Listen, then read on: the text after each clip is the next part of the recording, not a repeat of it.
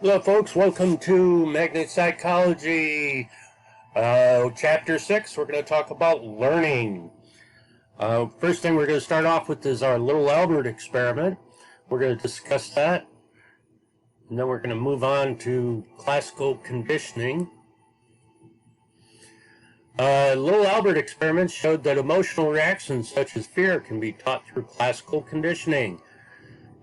There was an experiment led by John Watson of 11-month-old Albert and was conditioned to fear a white rat rather than be amused by it. Psychologists achieved this by pairing the rat with something that Albert would find instinctively frightening. After they paired the rat with the loud noises, Albert showed a fear of the rat even when there was no noise. Albert's fear spread to similar objects. By today's standard, this experiment is considered unethical. Now, for section 1, we're going to talk about Russian psychologist Ivan Pavlov, who pioneered research into a form of learning known as classical conditioning. In classical conditioning, one stimulus causes a response that's usually caused by another stimulus. Classical conditioning can help people adapt to the environment and can help eliminate troubling fears or other behaviors. Pardon me. Our main idea for this section is classical conditioning is a form of learning that involves the use of stimulus to generate a specific response. So what you should get from this section is what are the basic principles of classical conditioning. So this is what you should be looking for in your notes. How might classical conditioning help people or animals adapt to the environment? And what are some of the applications of classical conditioning? Conditioning is a type of learning that involves stimulus-response connections, and classical conditioning is a simple form of learning in which one stimulus calls forth the response that is usually called forth by another stimulus. Ivan Pavlov used dogs in his studies of classical conditioning. He trained the dogs to associate the sound of bell with the food. They learned the sound of the bell meant food was coming. The unconditioned stimulus that causes the response that is automatic and not learned. The unconditioned response is caused by an unconditioned stimulus. The conditioned response is a learned response to a neutral stimulus. Conditioned stimulus is previously neutral stimulus that causes a conditioned response. And so we find this is available to us. And for those of you who train animals, you'll find that many of these techniques are normally used or frequently used. What's going on here? There we go. Tone. So the dog hears the tone. They don't drool because they don't associate the tool or the tone. Food equals drooling. So whenever the dog is presented with food, you get drooling. So after they put the tone and the food together, you end up creating a condition in which the dog will drool just at the sound of the tone. So these are our key concepts of classical conditioning. Before conditioning begins, an uncontrolled stimulus brings forth unconditioned response. The unconditioned response during conditioning, a neutral stimulus is paired with the unconditioned stimulus. In the resulting conditioning, the neutral stimulus becomes conditioned stimulus, and the conditioned stimulus then brings forth a conditioned response. So our unconditioned stimulus causes automatic response. Our unconditioned response is an automatic response to a stimulus. Neutral stimulus does not cause a response. A conditioned stimulus is a learned stimulus. A conditioned response is a learned response to a neutral stimulus. Taste aversion is a learned response to a particular food. Basically takes one trial learning. Okay, so like that first time that you ate Brussels sprouts or whatever liver or whatever food it is that you ate, It only took you that one time where you think ew whenever you hear it. Extinction is the disappearance of that conditioned response with unconditioned stimulus no longer follows a conditioned stimulus. Spontaneous recovery is the reappearance of an extinguished conditioned response after some time has passed. Generalization is the tendency to respond in the same way to stimuli that have similar characteristics. Discrimination is the act of responding differently to a stimuli that are not similar to each other. Flooding and systematic desensitization. In flooding, a person is exposed to the harmless stimulus until fear response to that stimulus are extinguished. You can kind of think of this as like the first time you ever heard the fire alarm. The first time you hear it, you jumped up and you got scared, and after a while, after hearing it, time after, you just constantly hear the sound, you kind of get used to it and you begin to ignore it. Okay? With systematic desensitization, people learn relaxation techniques that while they are relaxed, they're gradually exposed to the stimulus they fear. So systematic desensitization is like when we slowly introduce you to that thing that you fear, like maybe a snake, where you would start out with, you play with a rubber snake, and then you in the same room as the snake, and then eventually it would get you close enough where you can actually hold the snake. Counter conditioning is a pleasant stimulus is paired repeatedly with a fearful one, counteracting that fear. So what we might do is give you chocolate every time you're around that snake, so that you begin to associate snakes with chocolate or something like that. Learning from a virtual rat. To research learning conditions, psychologists have often designed laboratory experiments with animals such as rats.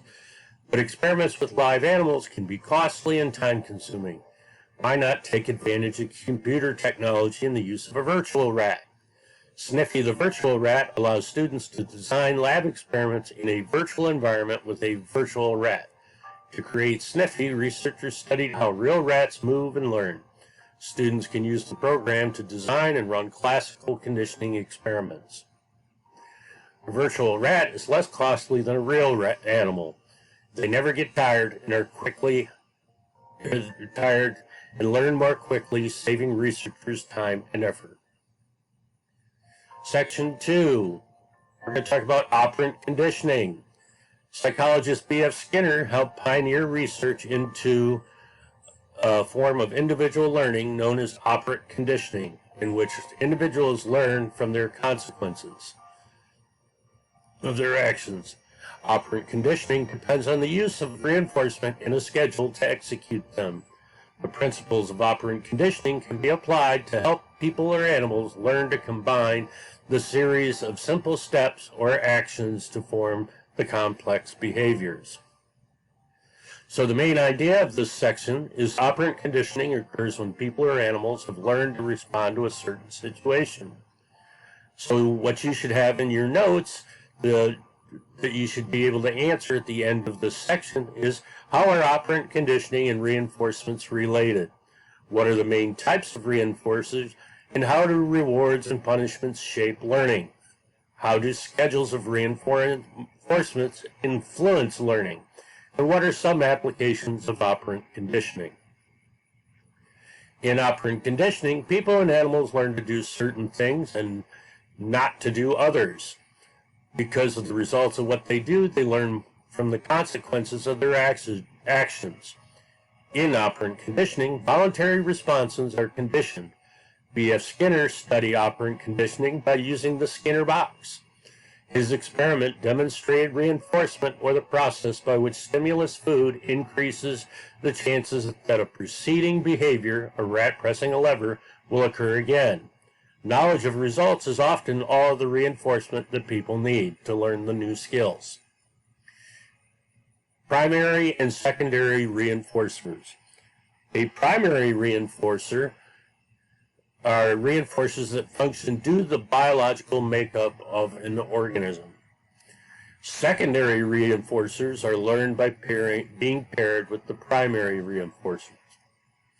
Money, for instance, is a secondary reinforcer because we have learned that it may be exchanged for primary reinforcers like food or shelter. So we learned that by going to work that we can eat if we go to work, and that's how we are secondarily reinforced for going to work and doing the job. Positive and negative reinforcers. Positive reinforcers increase the frequency of a behavior. In a positive reinforcement, a person receives something he or she wants following the behavior. Negative reinforcers increase the frequency of a behavior when they are removed. A negative reinforcement, a behavior is reinforced because something unwanted stops happening or is removed following the behavior. So this is a confusing topic. So basically what we're saying is that when we add something to reinforcement, it's positive. And when we take it away, it becomes negative. So positive might be the simple fact that we're giving you chocolate as a reward. The negative reinforcer might be that when you are receiving electric shocks, we stop the electric shock when you do the correct behavior. So it's actually the stopping of the shock that's is why is negative, because it's taking it away, not the adding of the shock. Same thing with timeout. Okay, timeout is where you get put in timeout as an effort to stop that behavior. When that behavior stops, then you can be allowed back in. All right, key concepts of operant conditioning. Operant conditioning occurs when learners' behavior is followed by the consequence of reinforcement. Positive reinforcement increases the frequency of a behavior when applied. An example, if you finish your homework early, you get to go to the movies as a reward. Negative reinforcement increases the frequency of a behavior when it is removed. Example, stop the buzzing sound in your car, you have to roll up the window, or put your seatbelt on, for instance. Decrease the frequency of a behavior. Example, your parent punishment is where we try to decrease the frequency of a behavior. Example is when your parents take your phone away for one day each week to lower your phone bill, and so that's punishment. Or like they might use punishment as alter your behavior by putting you in timeout, for instance.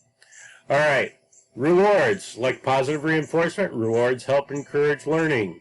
Some psychologists, however, prefer positive reinforcement because the concept of reinforcement can be explained without trying to guess what an organism will find rewarding. Punishments are quite different from negative reinforcement. Punishments are unwanted events that decrease the frequency of behavior they follow. Punishments tend to work only when they are guaranteed. Most psychologists believe it is preferable to reward children for desirable behavior than to punish them for unwanted behavior. Psychologists point to several reasons for minimizing the use of punishment. They believe that in most cases, punishment is not the best way to deal with a problem. Punishment can create anger and hostility. Children who are punished may take out their anger on others. Punishment does not itself teach alternative acceptable behavior. Children may learn what to do in a particular situation, but not what not to do instead. So punishment doesn't really teach them. Severely punished people may try to leave the situation rather than change their behavior. A child who is often punished may respond simply by running away. Punishment may have broader effects than desired. This can occur when people do not know why they are being punished and what is wanted of them. Punishment is sometimes accompanied by unseen benefits that make behavior more, not less likely to be repeated. For instance, some children may learn that the most effective way to get attention from their parents is to misbehave.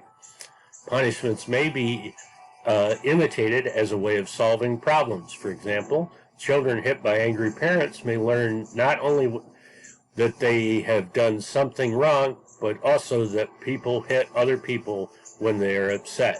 So punishment like spanking and that teaches children, or is thought to teach children that hitting is okay. Schedules of reinforcement. The effectiveness of reinforcement depends on the schedule of reinforcement, when and how the reinforcement occurs. Continuous and partial reinforcement. Continuous reinforcement is the reinforcement of behavior every time the behavior occurs. Continuous reinforcement is not always practical or possible.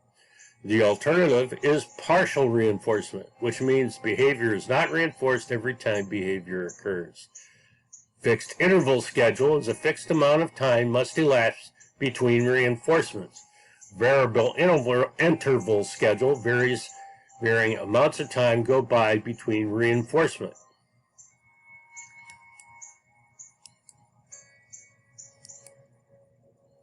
So with fixed interval schedule, an exact amount of time passes between each reinforcement. Studying for a weekly quiz, getting your paycheck every 2 weeks. Okay, so the problem with this is that it teaches you that you only study the day of the quiz. Variable interval schedule is a varying amount of time that passes between each reinforcement. So checking an email or winning a video game. And so this is more effective than fixed interval schedule, because this is when they do pop quizzes and things like that.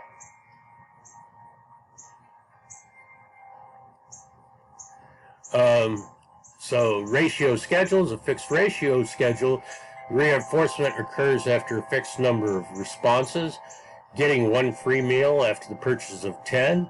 Losing your driver's license after 5 violations. And so this is good.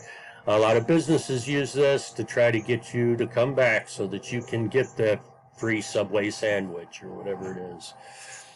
Get your free cup of coffee. Variable ratio schedules, the reinforcement occurs after varying number of responses, such as playing the lottery or the number of shots score a goal in the game. So you keep trying until you are successful. Ratio schedule. A fixed ratio schedule reinforcement occurs after a fixed number of responses. A variable ratio schedule is a reinforcement occurs after a varying number of responses. In operant conditioning, extinction results from repeated performances of the response without reinforcement. Shaping is a way of teaching complex behaviors in which one first reinforces small steps in the total activity. Chaining is combining the steps of the sequence to progress towards a final action. Chaining can be forward or backward. Chaining can be used to teach complex behavior patterns to animals.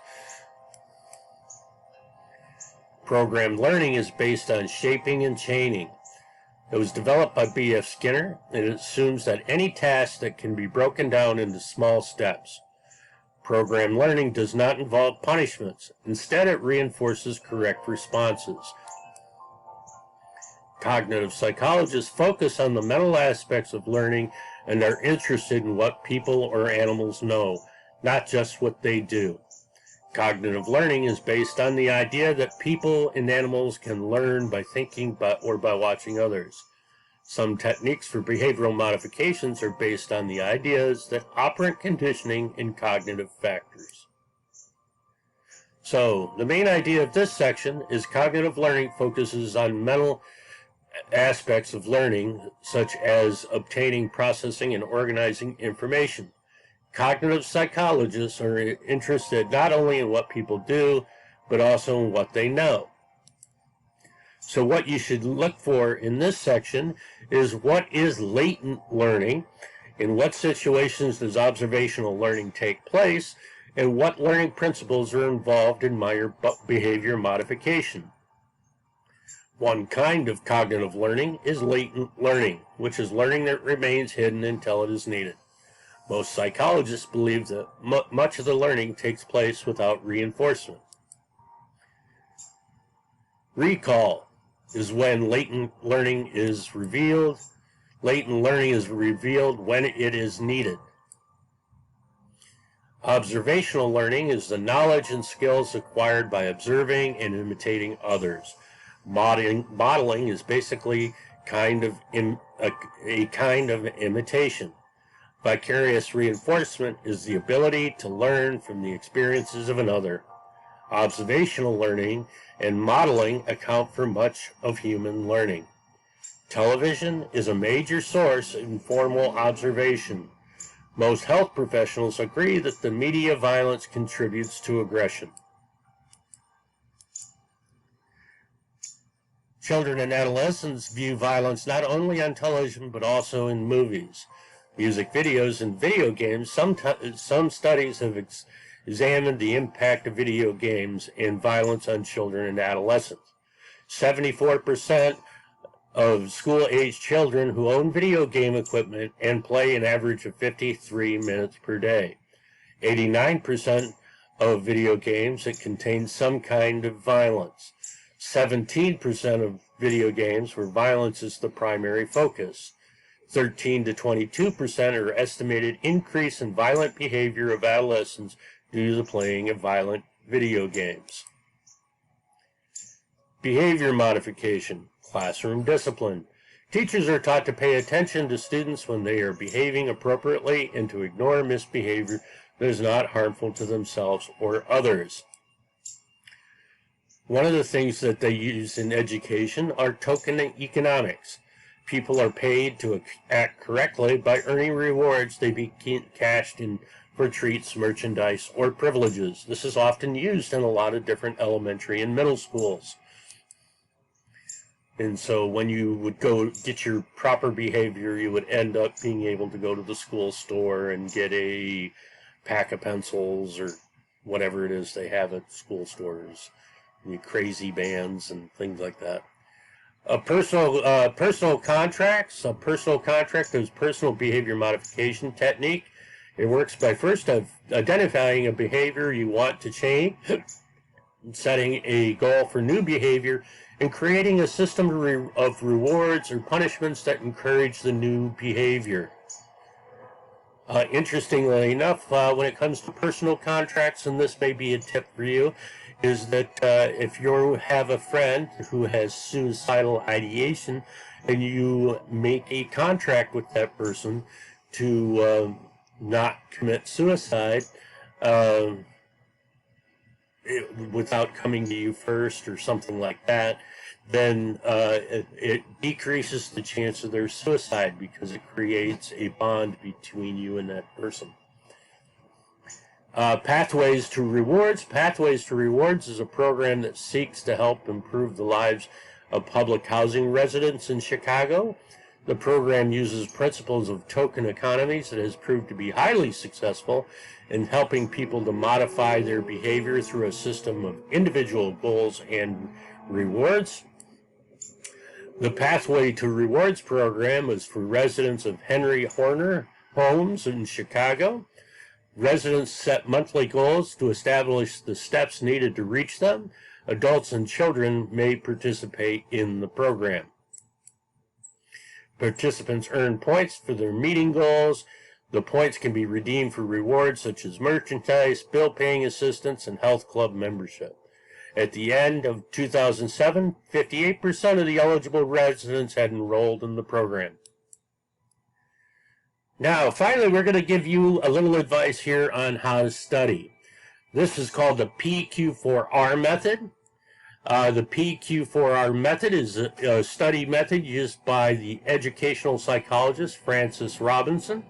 Robinson believed that students will learn more when they take an active approach to their learning.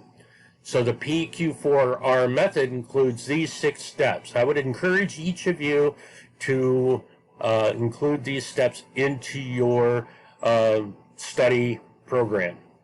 The Pq4r method includes these steps. Preview the question, read, reflect, recite, and review. Preview the question, read, reflect, recite, and review. So the main idea of this section is to go over the Pq4r method for studying. It's a system of active learning based on the work of an educational psychologist. So what you should be able to answer by the end of this section is, when should you preview a question's new material, and why is it important to read, review, recite, and reflect on material? Previewing the textbook means getting a general picture of the material before you start to read. Many textbooks are designed to encourage previewing. Previewing helps form a cognitive map of the chapter. The question: you can create learning goals by writing questions about the chapter after you preview it. One way to write questions is to read the headings for first sentence of each paragraph and write a question about it. So preview is get a general picture of the material before you begin. Question is change the headings into questions. Read is look at the answers to the questions as you look for the answers to the questions as you read. Reflect. Try to relate the material to past learning or personal experiences, your own personal experience, because if you can personalize it, you'll learn it much quicker. Recite. Speak the answers to your questions aloud to solidify the information in your mind. Believe it or not, that talking to yourself out loud that some people do actually helps them solve the question or learn new material.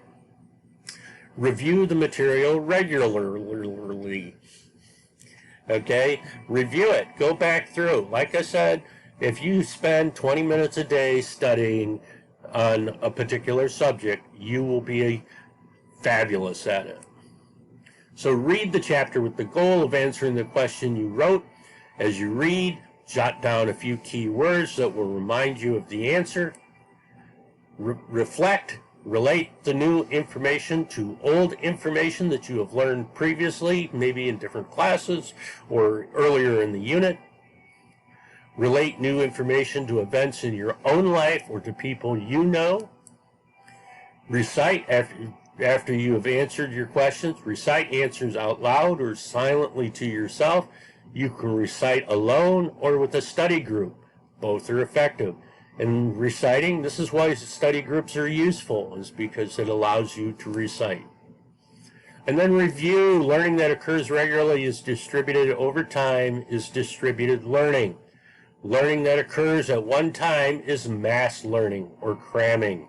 And this is what I tell my students over and over and over again. Don't study all at once. Break it down. Study 20 minutes at a time. So distributed learning is studying regularly with others is an example of distributed learning, which distributes time spent learning, so you are not trying to learn everything at once. This is why it's an important thing to have study groups and study buddies. Mass learning is cramming for a test is not an effective way to study. Studies have shown that mass learning or cramming is rarely successful. So that brings us to a conclusion of Chapter 6 on learning. I hope you feel much more equipped to advance not only your learning, but the learning of others.